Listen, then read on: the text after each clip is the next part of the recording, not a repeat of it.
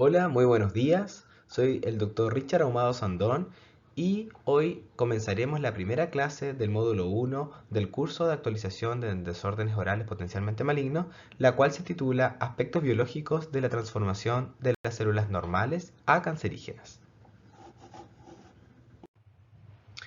Como objetivo de esta clase va a ser comprender los aspectos biológicos, genéticos y moleculares del proceso de carcinogénesis. Para esto, debemos reconocer primeramente los conceptos básicos que van a involucrar este proceso de carcinogénesis y tumorigénesis, identificar efectivamente cada etapa y procesos patogénicos que se van a producir en el desarrollo de una neoplasia maligna y comprender finalmente los factores de riesgo asociados al proceso de carcinogénesis que van a favorecer la transformación de estas células normales a células malignas. Ahora bien, debemos empezar a hacernos algunas preguntas, como por ejemplo, ¿qué entendemos por proliferación celular? ¿Es lo mismo que el cáncer? ¿Cuál es la diferencia finalmente entre estos conceptos de carcinogénesis o tumorigénesis? O finalmente, ¿cuál es la diferencia entre lo que es una proliferación celular y cáncer? Ya que muchas veces de estos conceptos se tiene una confusión entre ellos. Entonces vamos a comenzar definiendo lo que es el cáncer, ¿cierto? Y este es un grupo extenso de enfermedades que van a afectar a un órgano o a un tejido, donde las células van a ser capaces de dividirse, de crecer y proliferar descontroladamente, permitiendo infiltrar los tejidos, favoreciendo finalmente su diseminación y metástasis. Esto es súper importante, ya que el cáncer hoy en día constituye una de las principales enfermedades más prevalentes a nivel mundial y que aún no tiene una cura completamente, sino que existen varias aproximaciones y tratamientos en varios tipos de cáncer, que hay algunos que tienen algún buen puerto y otros que aún falta demasiado por resolver.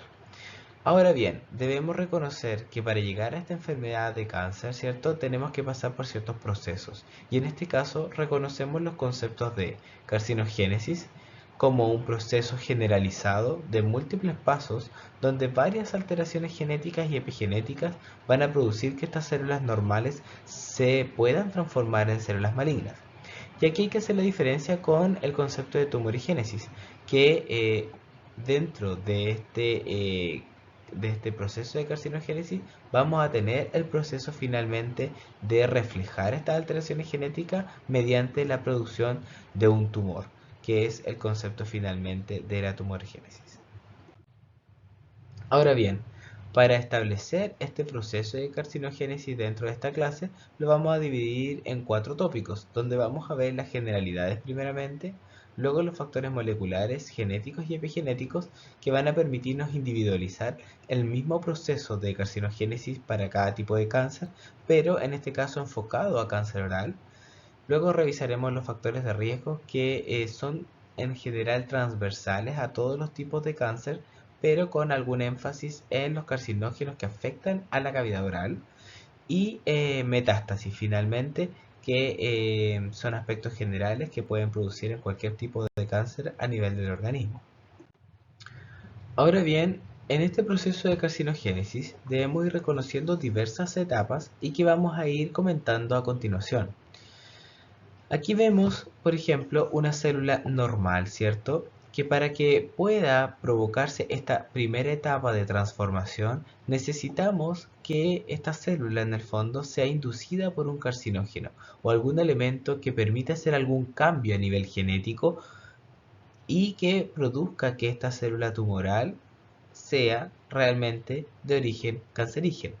En este caso, vemos que la célula normal, a través de distintos carcinógenos como podemos observar, ya sean defectos moleculares, anormalidades cromosómicas o alteraciones genéticas y epigenéticas que se van a ver inviscuidas dentro de esta inducción por el carcinógeno, vamos a producir estas células tumorales y que van a ir sufriendo también varias inestabilidades genéticas, ¿cierto? Varias mutaciones, varias alteraciones a distintos niveles con distinta intensidad, ¿cierto? Y que van a generar variantes de esta célula tumoral.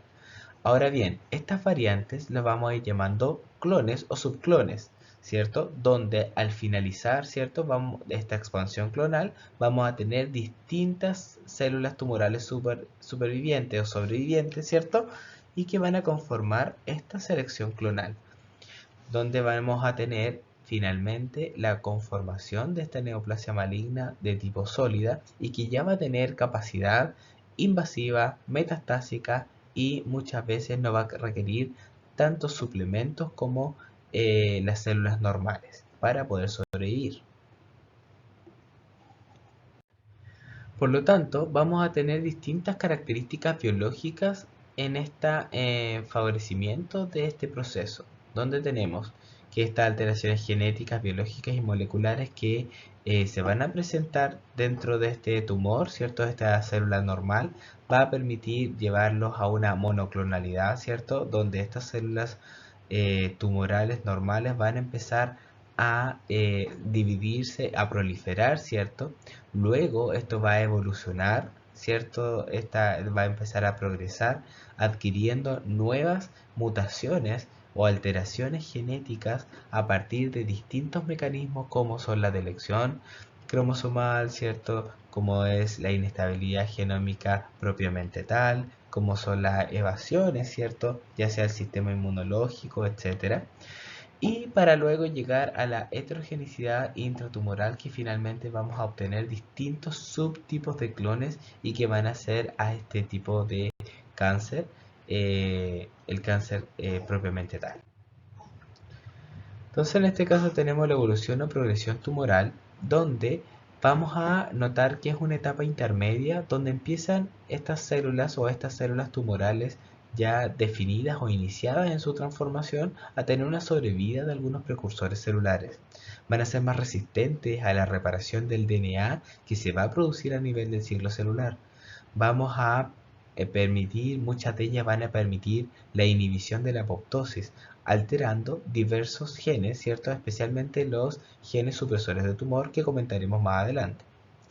También vamos a permitir la evolución o progresión tumoral, ¿cierto? Pasar desde esta iniciación a este tumor mediante el sobrepasar los mecanismos de inmunovigilancia, ya que el sistema inmunológico tiene mecanismos que permiten detener, ¿cierto? Y enviar muchas veces o apoptosis o detener algunos procesos mediante factores de crecimiento para regular también todo lo que es este sistema de proliferación celular. Muchos de ellos también, los cambios epigenéticos, también van a empezar a producir algunos cambios y mutaciones a nivel genético que van a permitir la evolución y progresión tumoral. Para ello se deben reconocer dos tipos de mutaciones principales, que tenemos las mutaciones driver y las mutaciones passenger o pasajeras. En este caso, las que van a producir cambios patológicos propiamente tal a nivel de los genes y que van a propender pasar de estas células normales a células que favorecen la transformación maligna, van a ser las mutaciones de tipo driver o conductuales, como lo observamos aquí en el esquema. Ahora bien, en cuanto a las teorías de la progresión o evolución tumoral, tenemos cuatro tipos de teoría, ¿cierto? Donde la lineal van a ser que estas mutaciones driver o conductuales van a ser adquiridas por el clon dominante de esta progresión tumoral, ¿cierto? Vamos a tener la teoría de la derivación, que en un estudio llegó a constituir el 31,9% de los casos, donde un ancestro clonal en común va a ir permitiendo la coexistencia de varios subtipos de clones y que van a estar paralelos pero van a ser aventajados, ya que estas mutaciones constantes que va a sufrir este ancestro clonal le va a otorgar propiedades para sobrevivir. Tenemos la teoría neutral, donde también existe una gran multiplicidad clonal, sin embargo no va a conferir las ventajas particulares que se refieren en la segunda etapa, la segunda teoría de derivación. Y en cuarto lugar tenemos la más frecuente, ¿cierto? Donde se producen distintas mutaciones de corto periodo, ¿cierto? Y se van a producir en etapas tempranas a través de los subclones dominantes. Por lo tanto, esto va a permitir también favorecer lo que es la heterogeneidad intratumoral. Entonces aquí vemos, por ejemplo, una primera mutación driver. Ya conocemos que esas mutaciones son las que van a ser perjudiciales para nuestros genes, donde al provocar esta mutación aquí vamos a empezar a provocar una expansión clonal acerca de esta mutación. Si lo llevamos aquí abajo, vamos a observar que este epitelio colónico, ¿cierto?, va a sufrir esta primera mutación driver a partir del gen APC, donde ya vamos a provocar un cambio, ¿cierto?, a nivel del epitelio, promocionando la formación de este adenoma pequeño, ¿cierto? Aún sigue siendo benigno. Sin embargo, esta mutación driver que provoca cambios a nivel del epitelio va a sufrir una nueva mutación driver, la cual va a generar otro subtipo de clon, ¿cierto?, dentro de esta expansión clonal, por ejemplo aquí afectando a RAS, ¿cierto?, donde ya este adenoma se empieza a aumentar, empieza a ser un adenoma mucho más grande y que ya con una nueva mutación driver, ¿cierto?, con este conjunto de mutaciones que van a sufrir, vamos a aumentar esta expansión clonal, ya provocando alteraciones, por ejemplo, a nivel de genes y proteínas que van a regular el ciclo celular y la apoptosis, provocando finalmente el carcinoma. Por lo tanto, aquí tenemos que tanto la evolución tumoral como la heterogenicidad intratumoral van a ser sumamente importantes para llevar a cabo este proceso. Hay algo importante que debemos mencionar y que se relaciona también con esta producción o esta promoción finalmente de alteraciones a partir de distintas mutaciones, que es el concepto de cancerización de campo. Este concepto de cancerización de campo es sumamente importante para lo que es la cavidad oral, ya que muchas de estas células y de la mucosa que nosotros nos reviste van a ser mutados, ¿cierto?, a través de estas mutaciones driver o van a ser afectados ya sea de forma epigenética también o con ciertos factores carcinogénicos que van a permitir que las otras células también presenten alteraciones. Por lo tanto, el tema de cancerización de campo, que no porque en una zona hay un carcinoma las otras células no van a estar afectadas, porque sin embargo todas estas células de acá, que son laterales, que están en relación, también pueden tener algunas de las mutaciones presentes y favorecer también la nueva aparición de otro proceso canceroso. Como les comentaba, esta heterogeneidad intratumoral también es importante para el proceso de carcinogénesis, ya que nos da una alta variabilidad clonal, lo que nos permite adquirir nuevas mutaciones, en este caso conductuales o driver, ¿cierto?, que van a ser producidas por múltiples alteraciones genéticas. El hecho de tener múltiples grupos clonales dominantes va a hacer que haya mayor heterogeneidad clonal, lo que favorece el proceso de transformación maligna y de sobrevivencia también. Entonces, luego de todos estos cambios, ¿cierto?, de esta evolución eh, tumoral o progresión tumoral más la heterogeneidad, nos van a adquirir y nos van a producir distintos cambios biológicos importantes a nivel del cáncer, que les va a propender algunas, algunas propiedades a las células cancerosas, como lo son la destrucción o evasión, ¿cierto?, del sistema inmunológico, la supresión muchas veces de estos genes supresores. Vamos a tener una capacidad de replicación infinita, ¿cierto? Promoción muchas veces de la inflamación que va a promocionar el origen del tumor, ¿cierto? Vamos a provocar activación de la invasión y la metástasis, va a producir una inestabilidad genómica propiamente tal. La inducción de la angiogénesis va a ser sumamente importante para que este tumor se pueda formar y pueda prevalecer. La resistencia a la muerte o apoptosis, ¿cierto?, a la muerte celular o apoptosis, muchas veces inhibiendo los procesos de apoptosis, inhibiendo algunas proteínas o factores de crecimiento que van a favorecer estos procesos de apoptosis. También va a haber una desregulación en los recursos energéticos celulares, ya que también va a mejorar, en este caso, estas propiedades para las células cancerosas, favoreciendo obviamente el proceso de invasión. Y también viendo la señalización de proliferación, ¿cierto? Sustentándola en el tiempo. Por lo tanto, todas estas propiedades que van a promocionar la acentuación de este proceso canceroso. Ahora, para entender uno de los procesos fundamentales, que es la proliferación celular descontrolada, es necesario reconocer finalmente cómo son los procesos de proliferación celular propiamente tal dentro del organismo. Entonces, en este caso, lo que tenemos primeramente es la unión de un factor de crecimiento, ¿cierto? Que se va a unir a su receptor de membrana en específica, provocando una acción de transducción de señal a través de la membrana y que va a activar finalmente este gen. En este caso vamos a tener de ejemplo el gen RAS, que la mutación a nivel del gen RAS constituye cerca de del 30% de todas las mutaciones que se provocan en los tumores del organismo. Entonces, en este caso, al activarse este gen RAS, ¿cierto? Mediante esta unión, vamos a provocar esta activación. Esta activación va a favorecer dos vías, ¿cierto?, de proliferación celular, que es la vía de las quinasas junto con la vía RAF, ¿cierto? Y que van, o MAP quinasa también en esta parte, y que van a favorecer la progresión del ciclo celular.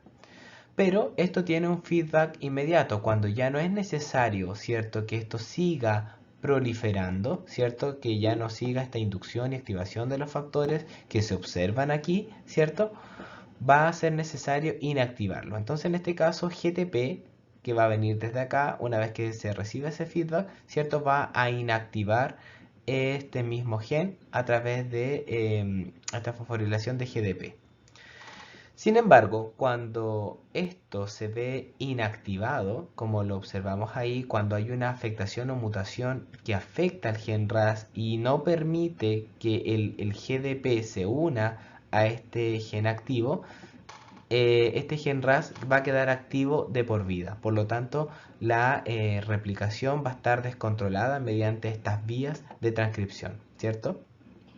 Por lo tanto, aquí es donde vemos que el ciclo celular se ha visto afectado, favoreciendo la progresión de cáncer. Vamos a tener, como decíamos, genes regulatorios, ¿cierto? Donde van a regular, como su nombre lo indica, la proliferación de estas células. Tanto la proliferación como la muerte celular. Entonces vamos a tener algunos reguladores positivos, como van a ser los oncogenes, que ya vamos a hablar de ellos, y que van a favorecer, por ejemplo, que la proliferación celular se mantenga en aumento, disminuyendo muchas veces la capacidad apoptótica que tienen estos genes. También vamos a aumentar la actividad de la telomerasa, en este caso provocando que esta enzima, ¿cierto?, no genere una inhibición del ciclo celular y no llegue al momento de senescencia, sino que haciéndolo células inmortales. Y también tenemos los reguladores negativos, ¿cierto?, como son los genes supresores de tumor, que en este caso son unos genes buenos que tiene el organismo, que permite que estos genes justamente no se dañen y no hayan errores, ¿cierto? Permite la reparación del DNA. Por lo tanto, una inhibición de estos genes supresores de tumor van a provocar que aumente la proliferación celular y disminuya sin duda lo que es la muerte celular, ya que van a estar alterados. Por lo tanto, estos se consideran reguladores negativos, ya que son inhibidos para provocar esta proliferación celular.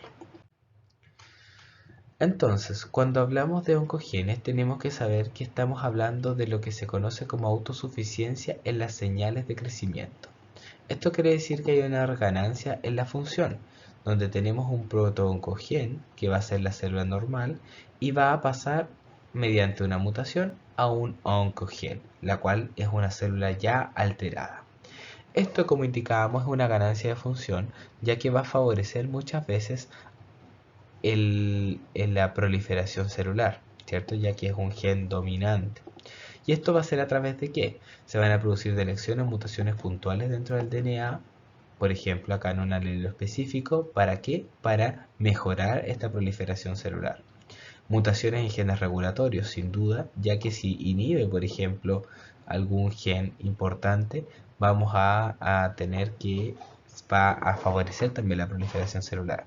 Favorece también la amplificación del DNA y también se produce este tipo de oncogenes a través de reorganizaciones cromosomales que tiene este protooncogen. Entonces tenemos el protooncogen que va a ser mutado para pasar a oncogen, lo que va a favorecer obviamente la proliferación principalmente celular de este tumor.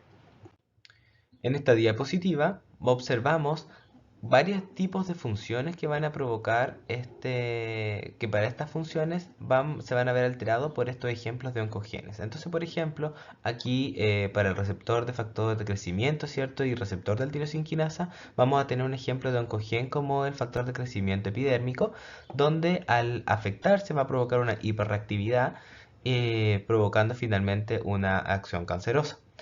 En este caso, por ejemplo, este gen en particular se ve afectado por deleciones o mutaciones puntuales para convertirse en un oncogen.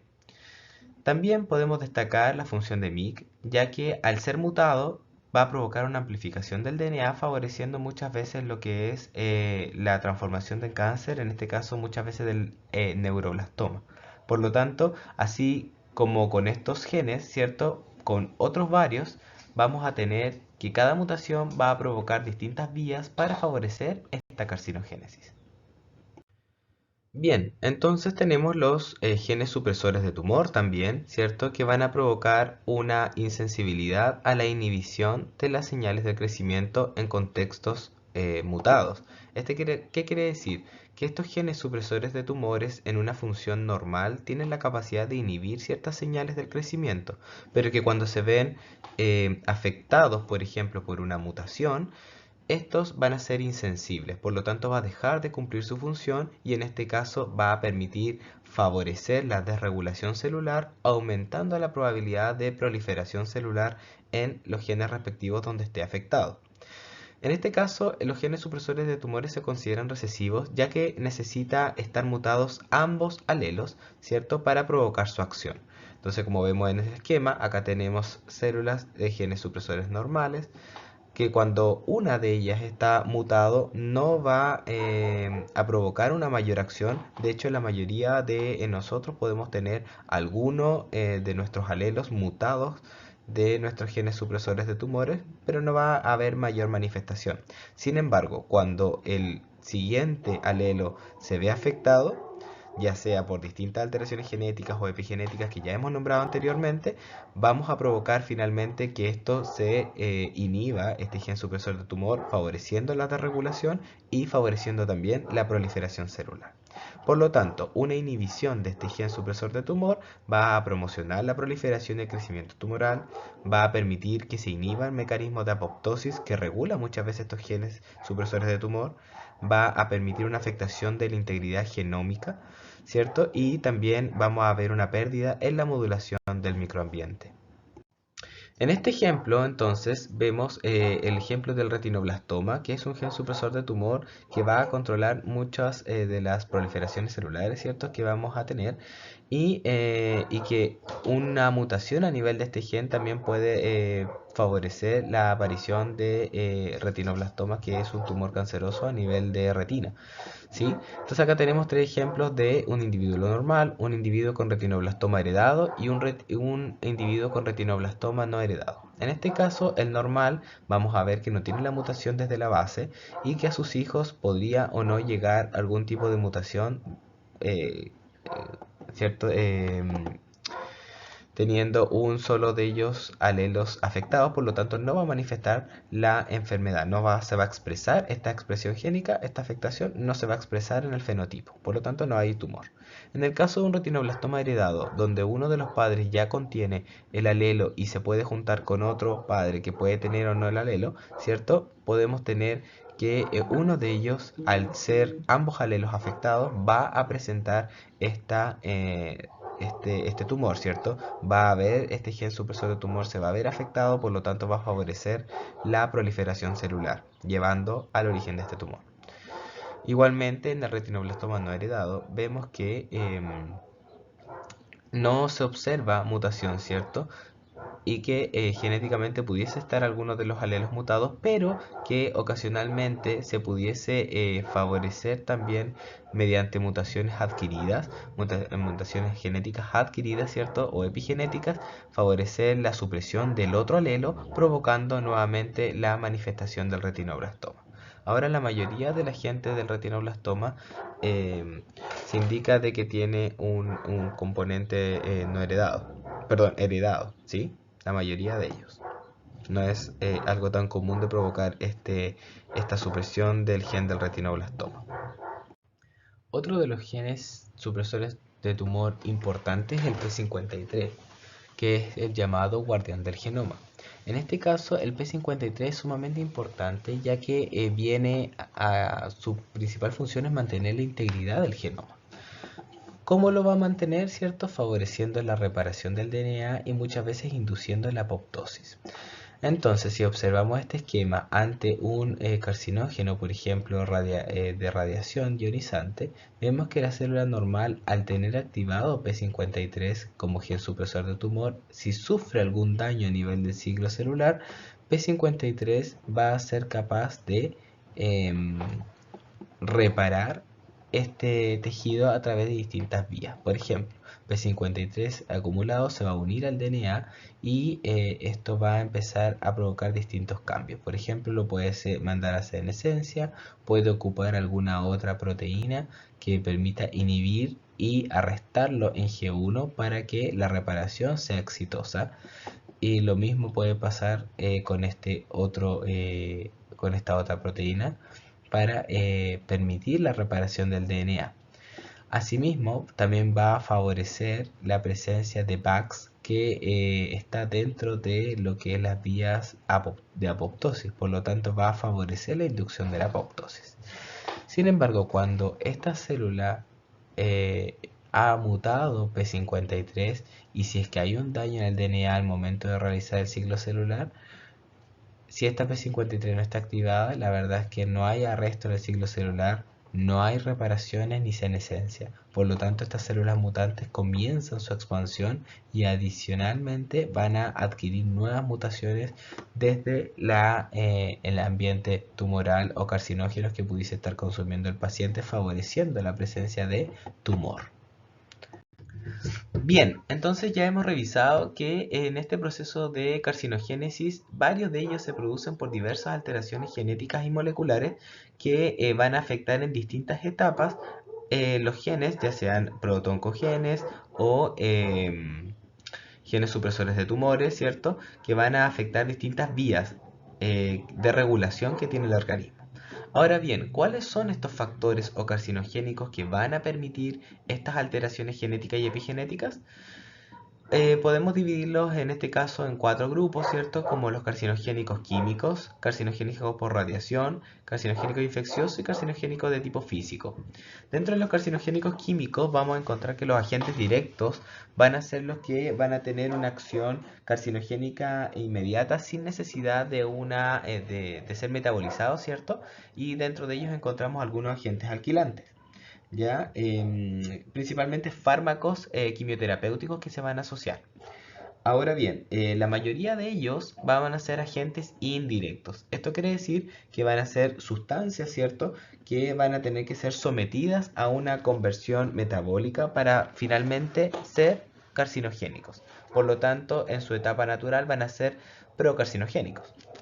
Dentro de ellos encontramos varios productos químicos que podemos encontrar en algunos fósiles, en algunas plantas, productos animales y dentro de ellos encontramos los que están incluidos en el cigarrillo, por ejemplo, en la nuez de betel o en el alcohol, que van a ser agentes químicos que producto de una conversión metabólica van a favorecer finalmente este rol oncogénico dentro de ellos. Ahora, los carcinogénicos por radiación, vemos que uno de los más estudiados ha sido los rayos ultravioleta, especialmente los rayos ultravioletas A, donde van a provocar alteraciones a nivel del ciclo celular, impidiendo finalmente la reparación completa del DNA y favoreciendo muchas veces la aparición de tumores. Uno de los grandes tumores que se puede provocar es el melanoma, ya igual que el carcinoma vasocelular y el carcinoma de células escamosas que va a afectar, por ejemplo, a los labios. Otra también que nosotros debemos contemplar son los carcinogénicos de tipo infeccioso, que aquí la mayoría de ellos se remiten a patologías infecciosas de tipo viral, donde uno de los que destaca, ¿cierto?, es el virus papiloma humano, que nosotros lo encontramos y que es un factor de riesgo especialmente para cáncer orofaríngeo. En el caso de cáncer oral propiamente tal, aún no se considera como un factor de riesgo. Sin embargo, se han hecho bastantes estudios para, o todavía se siguen haciendo estudios para realmente saber si es que tiene algún rol de factor de riesgo a nivel de cáncer oral. Sin embargo, para cáncer orofaringio sí es un factor de riesgo sumamente importante y que está involucrado en el pronóstico que pueden tener estos tipos de carcinoma. Lo mismo pasa con el cáncer cervicouterino. Otra de las categorías que nombramos acá son los carcinogénicos físicos, pero orientados finalmente a lo que es el trauma, ¿cierto? Como factor carcinógeno que hoy en día está siendo bastante estudiado por distintas escuelas para probar finalmente la acción. Y esto está muy relacionado con el proceso inflamatorio también que se puede provocar, eh, ya que esto puede promocionar, ¿cierto? O exacerbar el proceso de carcinogénesis. Hoy en día se considera como el trauma no como un factor de riesgo para cáncer oral, sino o que provoque finalmente que sea el causante de estas alteraciones genéticas, sino que sí lo potencia, sí una vez que ya está mutado, sí una vez que ya está esas células alteradas, ¿cierto? Sí puede favorecer la aparición de procesos cancerosos. Por lo tanto, se ve como un potenciador de este proceso carcinogénico hoy en día. Pero esto nuevamente se está estudiando. Por lo tanto, en síntesis, vamos a tener que esta célula normal se va a ver afectada por distintos agentes ambientales, especialmente, que van a estar adquiridos y que van a empezar a dañar el DNA, ya sea por productos químicos como los carcinógenos químicos, la radiación, los virus, etc. Muchas veces, una vez que esta célula normal se ha producido el daño al DNA, existe una reparación satisfactoria del DNA, ya que están los dos genes supresores de tumor que permiten y que favorecen también la reparación del DNA en las distintas partes y conexiones del ciclo celular. Ahora bien, si esto hay un fallo en la reparación del DNA, ¿cierto? Podemos vernos afectados también por mutaciones heredadas, ¿ya? Donde hay genes que van a afectar directamente al DNA afectado o genes que van a afectar a este crecimiento celular o la apoptosis, dependiendo de qué tipo de gen fue el que falló en la reparación del DNA. Entonces, ante esto, se van a ir produciendo nuevas mutaciones en el genoma de las células somáticas, en este caso, promocionando la activación de oncogenes, ¿cierto? Y prende los promotores del crecimiento, inactivando también los genes supresores de tumores y alterando en genes que regulan la apoptosis. Por lo tanto, al activar oncogenes e inhibir genes supresores de tumor, vamos a favorecer lo que es la proliferación celular no regulada, ¿sí? Y favoreciendo obviamente la expansión clonal. Y donde se unen inherentemente a todo este proceso que es la angiogénesis y la capacidad inmunológica que también se va a unir. Ahora bien, dentro de esta expansión clonal, cuando ya la apoptosis está disminuida o casi evitada, y en este caso ganó, ¿cierto?, lo que son el oncogenes y los genes supresores de tumor, vamos a tener que la expansión clonal es la vía para establecer este diagnóstico, ya que van a producirse muchas mutaciones adicionales a la expansión clonal inicial, favoreciendo la progresión tumoral, ¿cierto?, de lo que hablamos recién, de la heterogenicidad que va intratumoral que va a tener, produciendo finalmente la neoplasia maligna para luego pasar a lo que es la invasión y la metástasis propia. Bien, entonces vamos a hablar acerca de la epigenética, que yo sé que lo hemos visto, ¿cierto?, como concepto general en las diapositivas anteriores, pero que no debemos desarrollar, ¿cierto?, ya que varias de las mutaciones que se van adquiriendo son por parte de la vía epigenética. En este caso se van produciendo distintas metilaciones, ya sean hipermetilación, ¿cierto?, ya sea generalizada o selectiva, o bien la hipometilación a nivel de los genes del DNA, provocando finalmente en algunos casos silenciamiento génico. Esto también se ve favorecido por lo que es la pérdida de la heterocigosidad y que muchas veces va a tener una implicancia epigenética. ¿Qué quiere decir la pérdida de la heterocigosidad? Quiere decir que uno de los alelos, ¿cierto? Como lo observamos en esta esquema, ¿cierto? Tenemos un alelo, en este caso, bueno, recordemos que tenemos dos alelos normales. Cuando existe una mutación, ¿cierto? En este caso, por ejemplo, en uno de ellos, necesitamos que el otro alelo también esté mutado para que pueda inhibirse finalmente la acción. Ahora, cuando hay una pérdida de la heterocigosidad, este alelo, uno de ellos, se pierde y queda como un gen homocigoto. Por lo tanto, en este caso, ese gen en su minuto que era heterocigoto se vuelve dominante. Por lo tanto, basta solo con esa alteración en este cromosoma para eh, provocar la acción tumoral. ¿Sí? Favorecer los procesos de replicación, favorecer las vías de evasión de la apoptosis y etcétera, ¿cierto? Seguir este proceso de carcinogénesis. También va a provocar estos cambios epigenéticos, obviamente, la activación o inactivación y el silenciamiento, como decíamos, de ciertos genes a través de estas alteraciones cromosómicos que pueden provocar y la inestabilidad genómica que va a estar dada principalmente por lo que es la aneuploidía y translocaciones. Bien, en esta diapositiva lo que observamos es que tenemos varios cuadros tumorales, varios ciertos cánceres a nivel de pulmón, estómago, colon y recto y pecho, donde la metilación que se produce por cambios epigenéticos junto con la pérdida de la heterocigosidad van a favorecer la presencia de este tumor. Por ejemplo, en este caso del colon de recto, estos genes que observamos aquí, ¿cierto? Se ven afectados directamente, ya sea por la metilación como por la pérdida de la heterocigosidad. Algo similar va a pasar en los desórdenes orales potencialmente malignos y cáncer oral. Esto es importante ya que se han visto que varios desórdenes orales potencialmente malignos que tienen grados de displasia van a favorecer, a través de la heterocigosidad y los cambios constantes genéticos que van observando a nivel de la mucosa, van favoreciendo la transformación maligna a cáncer oral. Y asimismo también podemos nombrar la aneuploidía, ya que hay varios desórdenes orales potencialmente malignos y lesiones displásicas, ¿cierto?, que presentan estas características de aneuploidía. Bueno, en esta diapositiva tenemos un nuevo ejemplo de epigenética, ¿cierto?, que afecta la carcinogénesis oral. Y en este caso, algo interesante es que existe un microRNA que va a regular un receptor, ¿cierto?, que vamos a encontrar aquí y que al inhibir este receptor controla lo que es el ciclo celular, ¿sí? Entonces, en este caso vamos a tener que esta planta que se llama nuez de betel y que se da muchas veces en Asia, que es común que lo consuman varios países de la India, Taiwán, por ejemplo, se mastica esta nuez de betel y va a tener un principio activo que es la arecolina.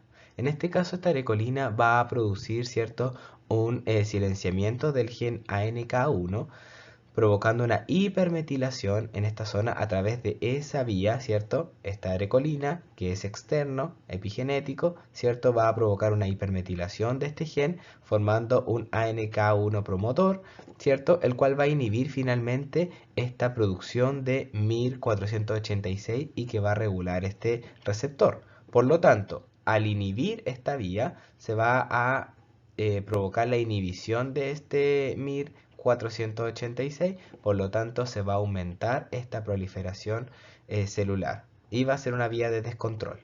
Entonces tenemos que al aumentar también el receptor de DR1, ¿cierto? Y más provocado por estas hipermetilaciones de este silenciamiento de este gen, vamos a provocar una baja en este microRNA que en este caso nos va a ayudar a controlar el ciclo celular, ¿cierto? Favoreciendo en este caso la presencia de cáncer oral.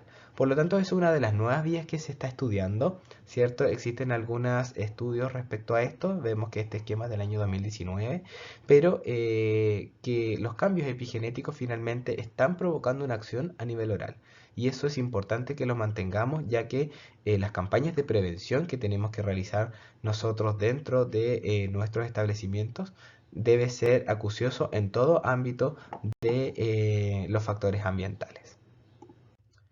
Por lo tanto, debemos reconocer, ¿cierto?, que existe una interacción entre el genoma y el epigenoma, ya que estas alteraciones genéticas que pueden venir, ¿cierto?, heredadas, se van a ver afectadas también por las adquiridas, provocando estos cambios displásicos y favorecido por todos los cambios epigenéticos externos que van a predisponer a una transformación maligna. Entonces, como observamos acá, por ejemplo, cambios que vienen desde el genoma se van a ver favorecidos por cambios o desregulaciones epigenéticas y así sucesivamente van a estar en relación estos cambios del epigenoma, ¿cierto? Favoreciendo el silenciamiento muchas veces de genes supresores de tumor y favoreciendo finalmente la progresión tumoral. Por lo tanto, los cambios genómicos y epigenómicos se van a potenciar. Bueno, ya finalmente, para terminar, ¿cierto? Todo este proceso de carcinogénesis que veníamos arrastrando del principio, tenemos lo que es la metástasis y diseminación, ¿cierto? Que a través de este proceso de metástasis, estas células cancerosas van a ser capaces de infiltrar los tejidos, infiltrar la zona del estroma, pasar a través del torrente sanguíneo y la linfa para finalmente llegar a un sitio secundario y provocar un tumor metastásico, como lo observamos aquí en este esquema, ¿cierto? Donde estas células que ya fueron transformadas y pasaron por el proceso de carcinogénesis inicial van a infiltrar lo que es la membrana basal, afectar el estroma, entrar al torrente sanguíneo, ¿cierto?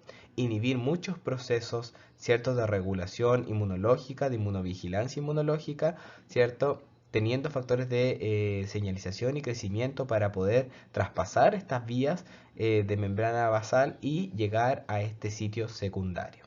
Entonces, dentro de esta metástasis vamos a reconocer dos fases.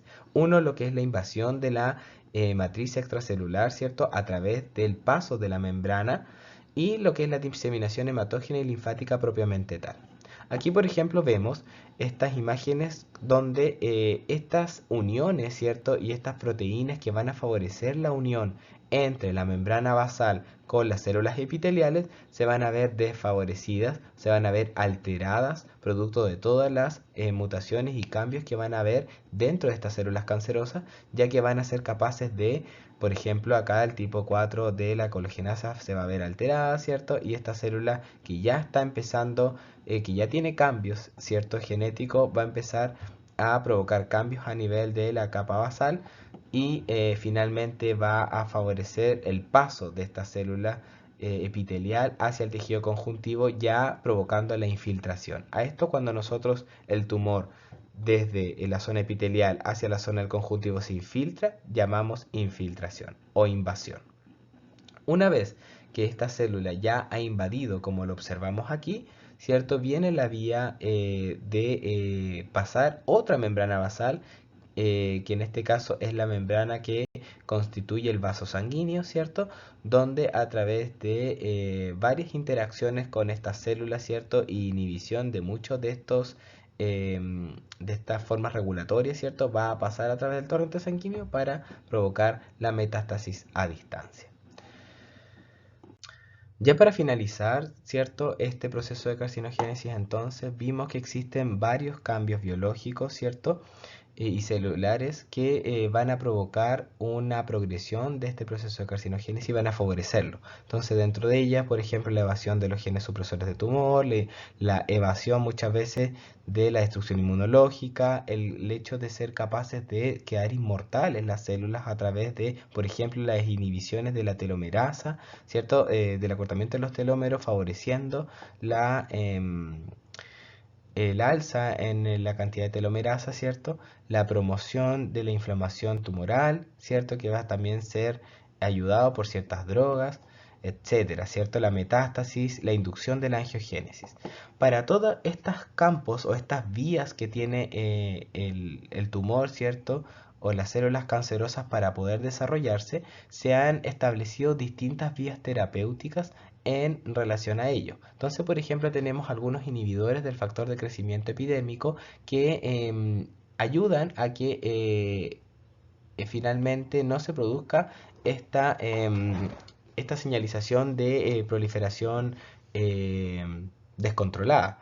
Algunos inhibidores de quinasa, dependientes de quinasa, que ayudan a los genes supresores de tumor, ¿cierto? Alguna activación de vías como anti-CTLA4, ¿cierto? Que es parte de la regulación de los linfocitos que ya va a estar siendo alterada, por lo tanto existen medicamentos que ayudan en ese sentido y ahí tenemos los anticuerpos monoclonales, ¿cierto? Inhibidores de la glicólisis, biomiméticos propoptóticos, ¿cierto? Ya que hay una resistencia a la muerte celular, por lo tanto necesitamos que se haga lo contrario, ¿cierto? Algunos inhibidores de la angiogénesis, ya que el tumor va a inducir la angiogénesis y muchas veces va a necesitar muchos menos factores para provocar una vascularización apropiada. Necesitamos inhibidores de la angiogénesis justamente para que la progresión tumoral no se produzca, ¿cierto? Y asimismo también otros inhibidores de la metástasis o la diseminación. Por lo tanto, las vías moleculares terapéuticas son variadas. Cada tumor en el fondo va a tener distintas vías por donde se va a formar, ¿cierto? Y va a favorecer la progresión tumoral. Hay algunos que evaden la respuesta inmune, otros que aumentan bastante lo que es la proliferación. Hay algunos que tienen desregulación en la cantidad energética celular, ¿cierto? Muchos de ellos tienen que evadir la respuesta apoptótica, ya que si no, no pueden sobrevivir, ¿cierto? Por lo tanto, las vías que se necesitan atacar en un procedimiento de cáncer son variadas. Y de ahí es que muchos de los esquemas terapéuticos de cáncer, ya sea quimio o radioterapia, ¿cierto?, involucran varios tipos de medicación o varios tipos de quimioterapéuticos, por ejemplo, ¿sí? Por lo tanto, y ya para finalizar, tenemos que una mucosa normal, ¿cierto? Donde está en homeostasis, donde está sus queratinocitos normales, sin alteraciones mayormente genéticas, o por lo menos todos sus genes funcionando correctamente, donde tenemos una P53 que está funcionando, donde tenemos un retinoblastoma que está funcionando, donde tenemos las vías de la apoptosis que están reguladas, el ciclo celular que no está alterado con sus distintas etapas G1, por ejemplo, S, G2, ¿cierto? Reguladas, vamos a tener un epitelio normal. Sin embargo, cuando ya tenemos algunos desórdenes potencialmente malignos, ¿cierto? Y que tienen capacidad de provocar displasia, vamos a ver a nivel molecular y genético que ya van a haber inestabilidad genética, pueden haber aneuploidías, van a haber algunos cambios, ciertos rearreglos cromosomales a nivel de la mucosa oral, producida muchas veces por cambios epigenéticos o carcinogénicos indirectos muchas veces, como lo es el tabaco y el alcohol, ¿cierto? Produciendo ya sea la promoción de oncogenes como la supresión de genes supresores de tumor, ¿cierto? Por lo que van a empezar a desregular todas estas células que van a verse incluidas dentro de este epitelio, ¿sí? ¿Para qué? Para que finalmente darle estas ventajas adaptativas a la célula, ya que van a ser capaces de evadir respuesta inmunológica, evadir apoptosis, tener una replicación inmortalizada, descontrolada, ¿cierto? Y favoreciendo finalmente la invasión, que ya al momento en que invaden, estas células son totalmente autónomas, ¿cierto? Ya estas células van a tener un carácter independiente, ya esta selección clonal de estas células ya ganó, ¿cierto? Ya tiene los suficientes cambios y alteraciones genéticas, arreglos cromosomales, alteraciones habidas y por haber, ¿cierto? Para que ellas puedan invadir los tejidos y provocar finalmente esta infiltración a nivel de vasos sanguíneos. Muchas gracias por su atención, espero le haya quedado un poco más claro lo que es la progresión de estos procesos de transformación de células sanas a células malignas. Si quieres complementar tu información, puedes revisar la plataforma, los artículos que hemos dejado en dicha opción, consultar por el foro y los vemos en la sesión sincrónica. Saludos.